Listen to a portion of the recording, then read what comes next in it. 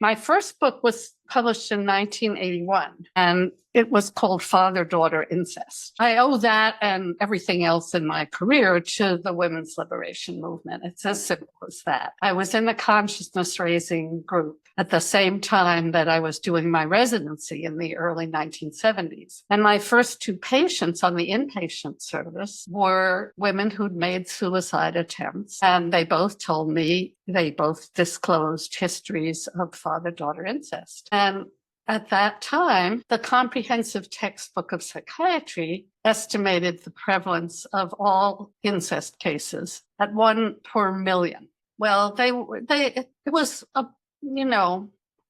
maybe 1 in 100. So they were only off by 4 orders of magnitude. But the received opinion at that time was that this is what women fantasized about. Freud.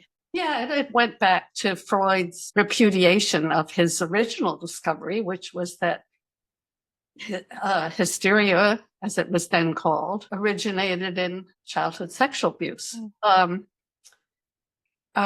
had been listening to the women in my consciousness racing group, and this was a pretty privileged group of white college-educated women. And there was quite a bit of sexual domestic violence in people's experiences. And so I validated what my patients were telling me. And guess what? They started to get better, So everything really grew from that. By the time after that book was published in the early 90s, I also joined the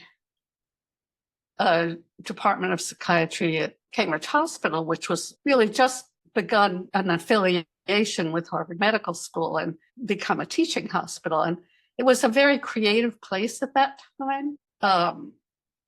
When the city of Cambridge appropriated $6,000 for services for crime victims, and, the people running the department were all guys and they weren't interested in that. Mm-hmm. They hired me and a psychologist named Mary Harvey to do that. And that's how we started the Victims of Violence program. And so there we were seeing lots more survivors of sexual and domestic violence, both men and women, mostly women. And so it's at that time that I began participating in a study group that was being organized by my colleague Bessel van der Kolk about trauma in different populations.